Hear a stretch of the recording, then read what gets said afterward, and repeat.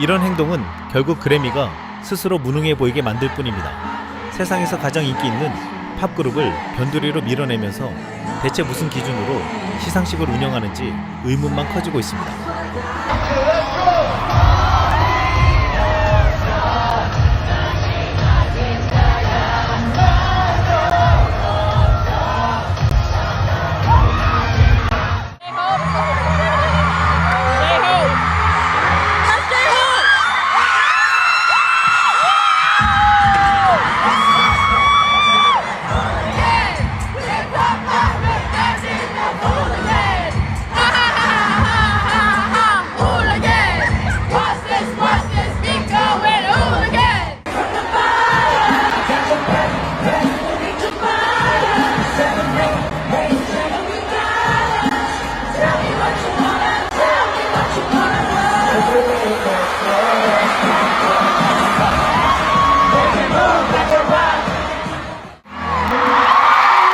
세계를 지배하는데 그래미가 뭐가 필요해?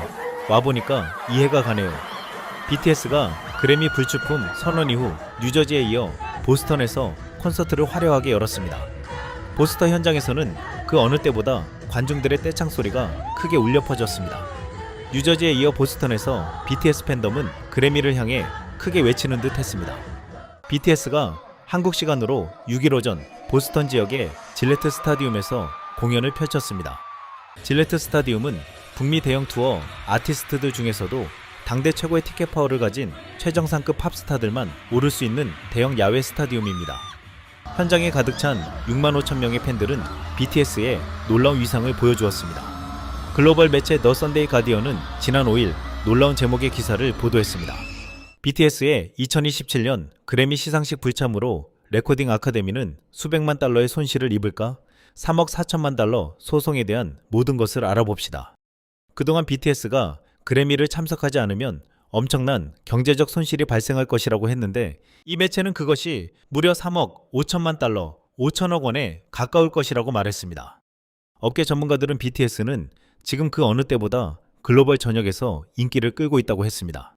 2020년부터 2022년까지 BTS의 그래미 시상식 공연과 후보 지명 시 TV 시청률이 엄청났고 아리랑 앨범의 빌보드 차트 1위, 글로벌 투어 10억 달러 이상의 수익을 올렸다고 했습니다.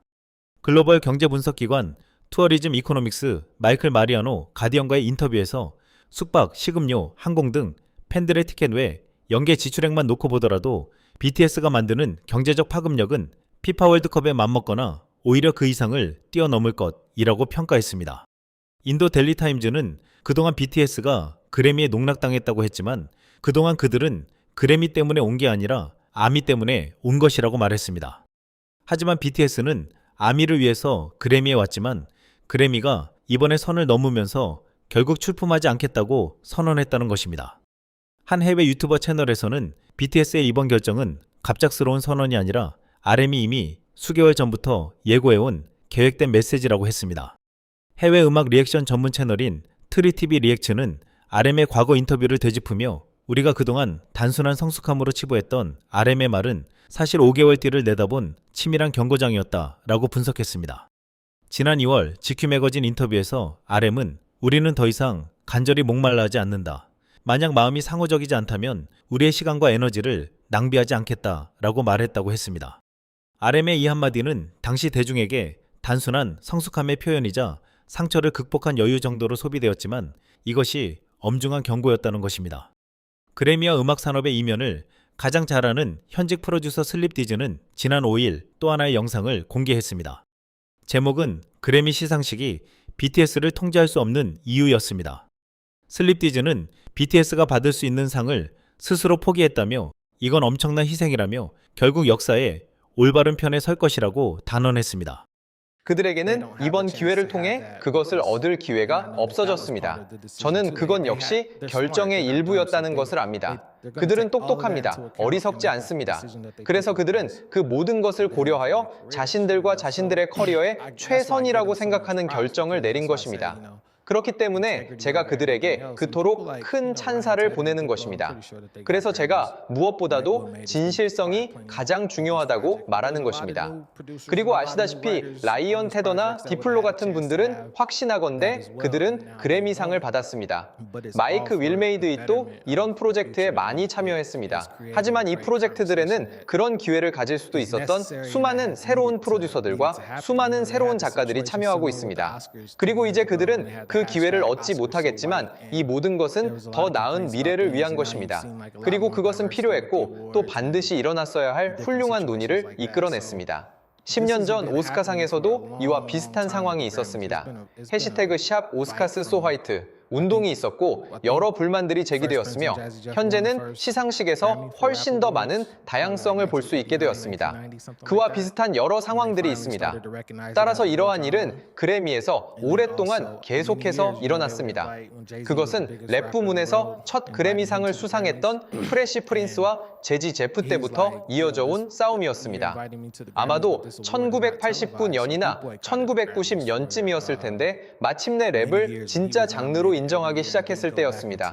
그리고 또한 수년 동안 그들은 제이지가 세계에서 가장 영향력 있는 래퍼였을 때 그를 그래미에 초대하곤 했습니다. 그러면 제이지는 당신들은 저를 그래미에 초대했지만 이 시상식은 TV로 중계되지 않습니다라고 말했습니다. 그래서 그는 매년 후보에 올랐음에도 불구하고 수년 동안 그래미를 보이콧했으며 이후 그의 아내이자 당시에는 여자친구였던 비욘세가 여러 부문 후보에 오르기 전까지는 다시 가지 않았습니다. 그 이후에야 그는 다시 가기 시작했습니다. 역사 속에서 이 모든 일들은 중요하며 각각의 사건들을 되돌아보면 그들이 옳았다는 것을 알 수 있습니다. 그래서 오늘날 어떤 사람들이 어느 쪽의 관점으로 이 사안을 보고 싶어 하든 간에 이런 여러 종류의 일들에 있어서 결국 방탄소년단은 역사의 올바른 편에 서게 될 것입니다. 그리고 창작자들에 관하여 그리고 왜 그것이 중요한지에 대해 제가 이야기하고 싶었던 또 다른 점이 있습니다. 왜냐하면 이러한 프로젝트에 참여하는 사람들의 대다수는 거의 눈에 띄지 않기 때문입니다. 특히 대다수의 일반 대중들은 누가 프로듀서인지, 누가 엔지니어인지, 누가 작곡가인지, 그리고 그런 부수적인 것들을 구별하지 못할 것입니다. 아티스트의 입장과 다른 점 중 하나는 아티스트는 항상 그러한 사랑을 느낄 수 있는 기회를 얻는다는 것입니다. 예를 들어 방탄소년단은 그런 결정을 내렸고 어젯밤 무대에 올랐으며 뉴욕 공연은 아주 뜨거웠던 것 같습니다. 뉴욕 혹은 뉴저지 팬들이 그 주간에 무슨 일이 있었는지 알았기 때문에 엄청나게 열광적인 에너지를 뿜어내고 있었다는 것을 단번에 알 수 있었습니다. 화면을 통해 영상 클립들을 통해 그 열기를 느낄 수 있었습니다. 강렬함이 말 그대로 한 단계 더 높은 수준으로 치솟는 것을 느낄 수 있었고 그것을 지켜보는 것은 정말 멋진 일이었습니다. 그들은 결정을 내렸고 이제 그들이 슈퍼스타라는 것을 확인할 것입니다. 그들은 무대에 오르고 인터뷰를 하고 사람들에게 비춰질 것이며 그런 사랑을 끊임없이 진정으로 느낄 수 있는 기회를 얻게 될 것입니다. 슬립디즈는 당장 BTS가 트로피는 잃을 수도 있지만 신념을 지킨 아티스트는 결국 역사에 남을 것이라고 단언했습니다. 그동안 미국 메인스트림 음악 시장과 일부 언론은 BTS가 거두는 경이로운 성적표 뒤에 항상 이러한 의심의 시선을 보냈습니다. 아시아 출신의 비영어권 보이밴드가 빌보드 차트 정상을 휩쓸고 각종 글로벌 투표에서 승승장구할 때마다 그들은 이것이 진짜 대중성의 승리가 아니라고 깎아내렸습니다. 이에 서구권 라디오 카르텔은 비영어권 그룹인 이들을 자신들의 통제 아래 둘 수 없다는 것을 깨닫고는 팬들의 힘으로 거대한 기록을 세웠지만 그래미로 가는 길목을 쥔 라디오 거대 기업들은 철저하게 보이지 않는 벽을 쌓았다고 했습니다. 다이너마이트나 버터가 빌보드 핫백을 폭격했을 때 BTS는 물리적 음반 판매와 스타디움 투어 수익 등 모든 면에서 서구 메이저 아티스트들의 매출을 압도했습니다. 그런데 정작 미국 라디오 방송국에서는 이들의 노래가 흘러나오지 않았습니다. 소수의 대형 레코드사와 거대 라디오 네트워크가 미국 전역에 수천 개 방송국을 쥐고 흔들었기 때문입니다. 이들이 무엇을 틀어주느냐가 곧 대중의 귀를 결정했고 그 라디오 방송 횟수가 쌓여 차트 포인트를 만들고 그 차트가 다시 그래미 후보를 결정하는 구조였습니다. 그런데 스트리밍 시대가 열리고 전 세계 팬덤이 이 판을 뒤흔들자 이들은 패닉에 빠졌습니다. 합법적 로비로 포장된 페이투플레이 시스템을 이용해 순수 판매량 14만 장을 넘기며 빌보드 1위를 한 곡을 라디오 에어플레이 순위에서는 꼴찌 수준으로 처박히게 만들었습니다.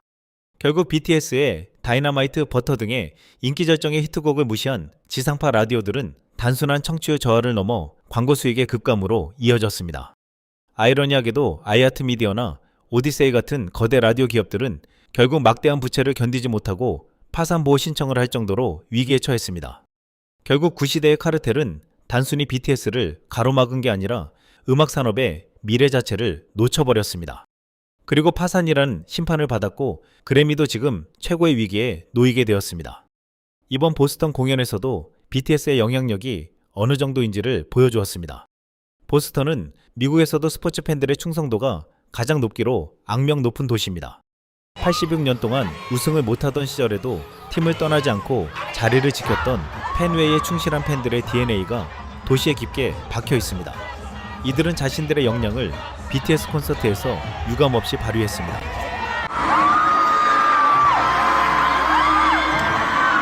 You already know. You already know.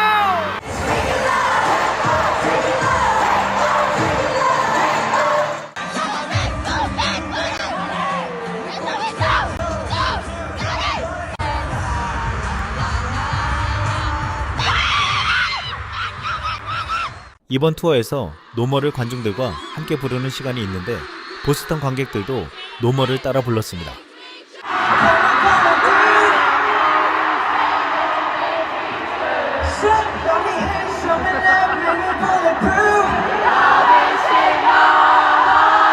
미국 지상파 라디오 방송국들이 경영난과 몰락을 겪고 나서야 이전과 달리 미국 라디오에서 BTS 노래가 방송되고 있습니다.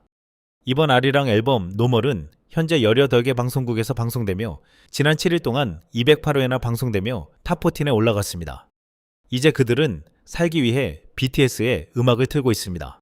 인도 매체 인디안 익스프레스는 BTS의 그래미 보이콧을 보도하면서 기사의 앞부분에 BTS 의상이 어느 정도인지를 이렇게 서술했습니다. 21세기 팝 음악의 역사는 크게 두 시기로 나눌 수 있다. 바로 BTS 이전과 이후다. 한국의 팝 거장 BTS는 지난 10년간 세계 팝 음악의 판도를 바꿔놓았고 음악이 세계적인 성공을 거두려면 특정 언어, 지역, 민족에 속해야 한다는 오랜 고정관념을 산산이 조각냈다. BTS는 주로 한국어로 노래하면서도 런던과 마드리드부터 뉴욕과 토론토까지 전 세계 스타디움을 가득 채우고 각종 차트 정상을 차지했으며 국경과 언어를 초월하는 팬덤을 구축했다. 이상 쓸멍이었습니다.